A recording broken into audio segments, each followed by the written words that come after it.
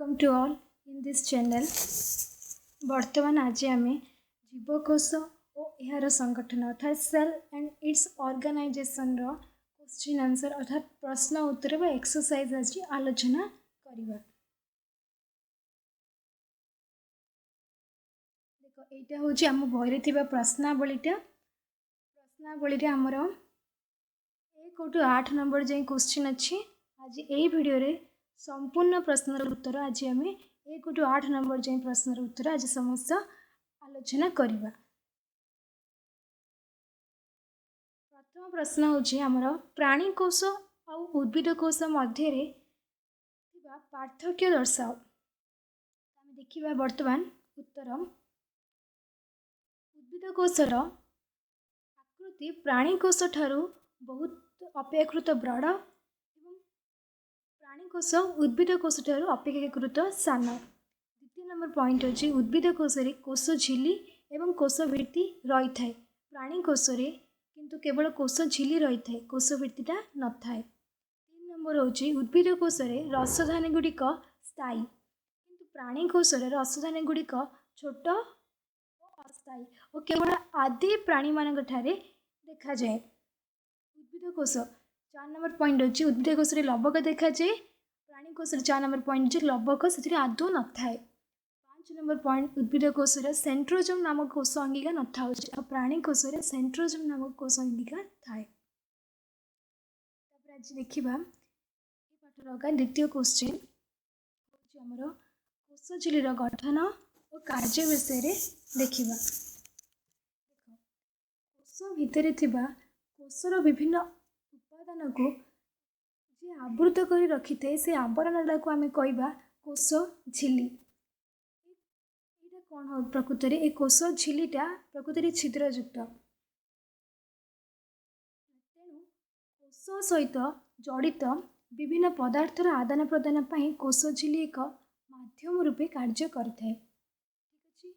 कोश झिली दे कोश भितर को और बाहर को समस्त पदार्थ यातायात करें नहीं केवल केतेक निर्दिष्ट पदार्थर कोश भितर को जीवा और आसवा संभवपर होता है। तेणु कोश झिली को आम कौन कहवा अर्थपारग्रमे झिली जोटा को आम कहवा सिलेक्टिवली परमेबल मेम्ब्रेन कहीं किसी निर्दिष्ट पदार्थर ही कोश भितर को कोश झिली माध्यम जीवा आसबार संभवपर होता है। ठीक अच्छे आम देखा कोश झिली माध्यम जो विभिन्न पदार्थ यातायात होता है को प्रोसेस रे होता है को प्रोसेस रे होता है जोड़ा कि आमर साधारणतः विसरण परासरण सक्रिय परिवहन प्रक्रिया द्वारा संपादित होता है। क्वेश्चन होची आमर उद्भिद कोशर नामांकित चित्र अंकन कर। देखो चित्र रे वर्तमान देखा जाउतबा समस्त को एटा होची आमर गोटे उद्भिद कोशर चित्र विभिन्न जो नामांकित चित्र कही देखा आम उद्भिद कोशर चित्र कौन गोटे आयताकार भाई गोटे चित्रटी कहले ठीक अच्छे। आम कौन गोटे बड़ है मझे जो गोलटा अच्छी से कौन से आमर भैक्यूल ऊपर जो चित्रटा कहले ऊपर बाह्य आवरणटा कौन कोश भित्ति रोश भित्ति तले कोश झिली रुद्भिदर मुख्य जिनस कौन थे क्लोरोप्लास्ट भी रही है ठीक अच्छे आउ गल्गी बॉडी भी रही है एंडोप्लाज्मिक रेटिकुलम रही है कौन राइबोसोम भी रही है न्यूक्लियस न्यूक्लियोलस माइटोकॉन्ड्रिया एवं साइटोप्लाज्म रही है। बुझला समस्त को यहाँ हूँ आमर उद्भिद कोशर नामांकित चित्र। आम देखा आज 4 नंबर क्वेश्चन रे कौन देछि संक्षिप्त टिप्पणी दियो। ठीक अच्छे 4 नंबर प्रथम क्वेश्चन हूँ आत्मघाती थली।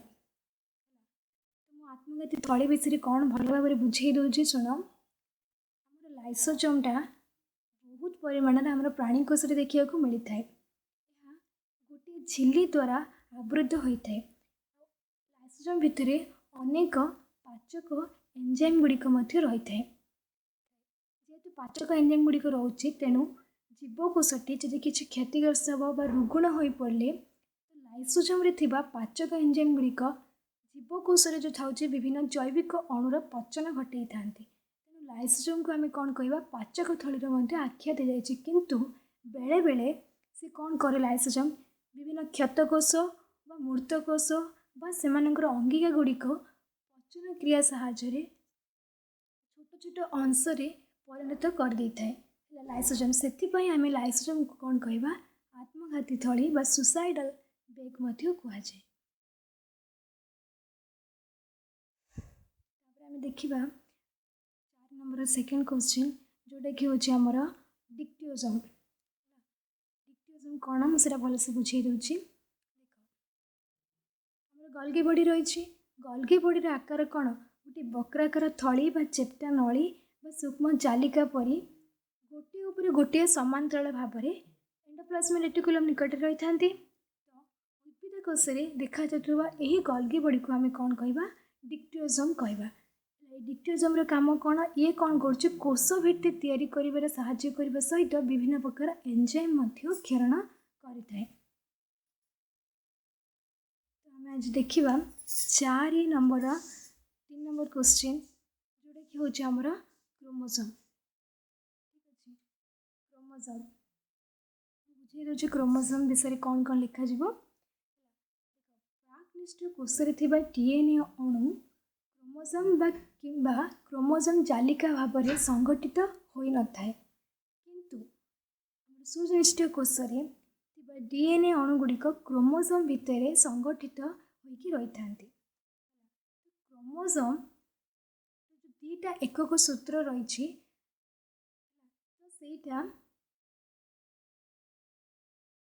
द्वारा संयोजित हो रही है सेंट्रोमियर द्वारा संयोजित हो रही है। जो क्रोमोजोम दीटा एकक सूत्र रही से जो प्रत्येक एकक सूत्र को आम कौन कहवा क्रोमाटिड भाव आम नाम देवा। तो ये क्रोमाटिड रे साधारण भाव डीएनए अणु और हिस्टोन प्रोटीन द्वारा गठित होता है। ये आमर लिखा क्रोमोजोम विषय।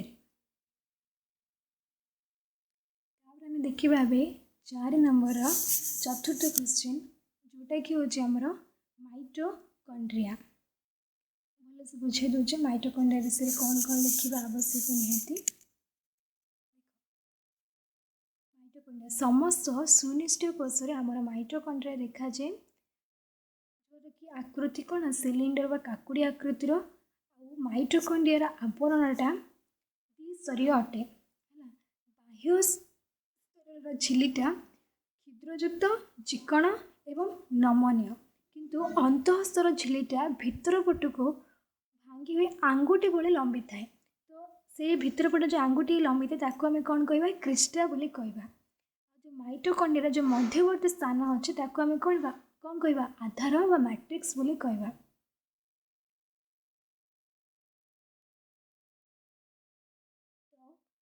आम आगुरी जानी माइटोकॉन्ड्रिया शक्ति उत्पन्न हो कौट हो रासायनिक प्रक्रिया द्वारा आमर ये क्रिस्टा ठारे शक्ति उत्पन्न होता है।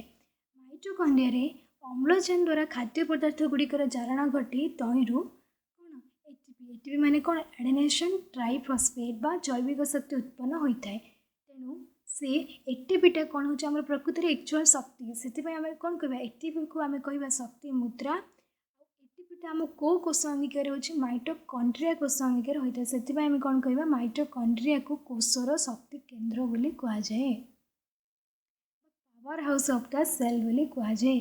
और माइटोकॉन्ड्रिया कौन निजस्व डीएनए अणु और राइबोसोम रही है। तेणु माइटोकॉन्ड्रिया को आम कौन कहवा अर्ध स्वयंचालित अंगिका कहुए। देखो यहाँ हूँ माइटोकॉन्ड्रिया चित्र जार कि गोटे ऊपर बाह्यस्तर झिली रही तले अंतःस्तर झिली रही भितर आंगुठी भाया पशि जाए से हूँ क्रिस्टा और मझे जो रहा से हूँ आधार बा मैट्रिक्स।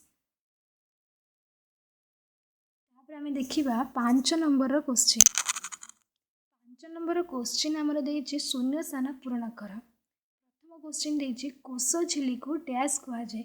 ये कही कोष झिली को आम कौन कहवा अर्ध पारगम्य झिली कहुए। 2 नंबर क्वेश्चन होछि कोष भित्ति डैश द्वारा गठित। कोष भित्ति आमर सेलुलोज नामक शर्करा द्वारा गठित। 3 नंबर क्वेश्चन देछि कोषर शक्ति मुद्राटी को डैश कहुए। कोषर शक्ति मुद्राटी को ये कही एटीपी बोली कहुए। एटीपी पूरा नाम हूँ एडेनोसाइन ट्राइफॉस्फेट। क्वेश्चन हो राइबोसोम द्वारा डैश संश्लेषित होता है। राइबोसोम द्वारा आमर प्रोटीन संश्लेषित होता है। नेक्स्ट क्वेश्चन अच्छे आमर प्राकनिष्ठीय कोषर डीएनए टी डैश। देख प्राकनिष्ठीय कोषर डीएनए टा हूँ आमर गोलाकार। नेक्स्ट क्वेश्चन अच्छे आमर उद्भिद कोष डैश न थाए। उद्भिद कोष सेंट्रोजोम न थाए। पर क्वेश्चन अच्छे बहुत इंटरेस्टिंग बहुत मजादार क्वेश्चन। सेंट्रोजोम डैश कोष न थाए। एबे जो पूर्व जो क्वेश्चन कहला ताकू खाली मॉडिफाई कर देछि। सेंट्रोजोम आमर उद्भिद कोष न थाए। समस्त जानिए उद्भिद कोष सेंट्रोजोम न थाए। सेंट्रोजोम आमर उद्भिद कोष न थाए। क्वेश्चन सेम क्वेश्चन टिके मॉडिफाई कराई छी।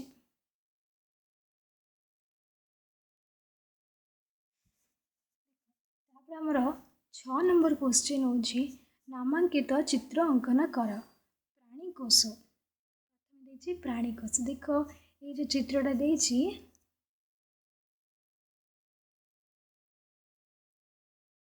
जो चित्रटा अच्छी सेटा कौन कार चित्र सेटा हूँ आमर प्राणी कोषर चित्र। प्राणी कोष में कौन कही कौन कौन सब रोष झिल्ली तो बाहर पार्श्वर कौन रहा कोष झिल्ली। प्राणी कोष आमर कोष भित्तिटा रहा तेणु प्राणी कोषर बाह्य आवरण स्टार्ट कौटू हम कोष झिल्ली स्टार्ट हम। प्राणी कोष आउ कौन रहा देखा प्राणी कोष कोष झिल्ली mitochondria centriole ribosome chromosome endoplasmic reticulum nucleus Golgi body vacuole आउ साइटोप्लाज्म ठीक अच्छे। सब आम चित्र कला समय आम देखा प्राणी कोष कौन कौन सब कोषांगिका आम रखीचे ठीक अच्छे। नेक्स्ट क्वेश्चन देखा। नेक्स्ट क्वेश्चन देछि माइटोकॉन्ड्रिया चित्र अंकन कर। तो मुझे बुझे पुणी आउ थे बुझे दूसरी। माइटोकॉन्ड्रियाटा हूँ आमर द्विस्तर झिल्ली द्वारा आवृत।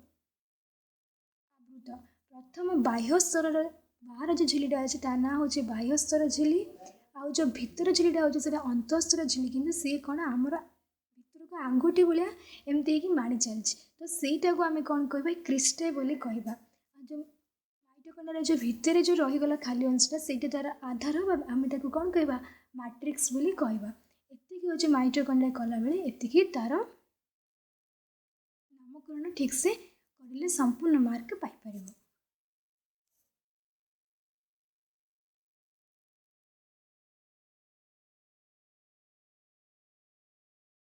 आम देखा नेक्स्ट क्वेश्चन 7 नंबर क्वेश्चन तुम देछि प्राणी कोष लवक थिले कौन हुआ। देख ये क्वेश्चन टा बहुत इंटरेस्टिंग क्वेश्चन आ वेरी नाइस क्वेश्चन। कौन पाई आम आगुरी पढ़ीचे केवल उद्भिद कोष आमर लवक रही थे। उद्भिदर स्पेशालिटी कौन प्राणी कोष ठू अधिका उद्भिद कौन निज खाद्य निजे प्रस्तुत करते क्या मध्यम करते आलोक श्लेषण करते ठीक जिनस सब बुझी सारी। तो एबर क्वेश्चन हूँ प्राणी कोष लवक थे कौन हुआ। आंसर कौन हम आंसर हम प्राणी कोष लवक थे आमर आलोक श्लेषण कर प्रोटीन प्रस्तुत कर पारता। प्रोटीन कहीं देख आगुरी पढ़ीच तुम्हें प्राणी कोष लवकर निजस्व डीएनए अच्छी से गोटे अर्ध स्वयं चलित अंगिका से ये निजे कौन प्रोटीन कर पारता। आंसर कौन हम प्राणी कोष लवक थे प्रोटीन आउ आलोक श्लेषण कर पारता किंतु वास्तव में देखा गले प्राणी कोष आमर लवक नहीं ठीक अच्छे। आम देखा 8 नंबर क्वेश्चन आज ये अध्याय शेष क्वेश्चन। क्वेश्चन अच्छी न्यूक्लियोसाइड किपरि गठित हुए बुझा। भल से बुझे न्यूक्लियोसाइड किपरि गठित होची। आम एबे पढ़िले क्रोमोसोम रे जो 2टा एकक सूत्र थाए आम कह क्रोमाटिड ठीक अच्छे। तेणु जो एकक सूत्र रे क्रोमाटिड रे पंच अंगारकीय शर्करा जबक्षारीय क्षारक को नहीं गठित होता है ताको आम कौन कहवा न्यूक्लियोसाइड कह ठीक अच्छे। न्यूक्लियोसाइड आमर एतिक बास मन रख न्यूक्लियोसाइड रे कौन हम शर्करा प्लस जबक्षारीय क्षारक ए दुईटा मिसिले आम ताको कहवा न्यूक्लियोसाइड। मन रहा न्यूक्लियोसाइड केतेबेले गठित हो जितेबेले पंच अंगारकीय शर्करा और जबक्षार क्षारक मिसिले न्यूक्लियोसाइड हम।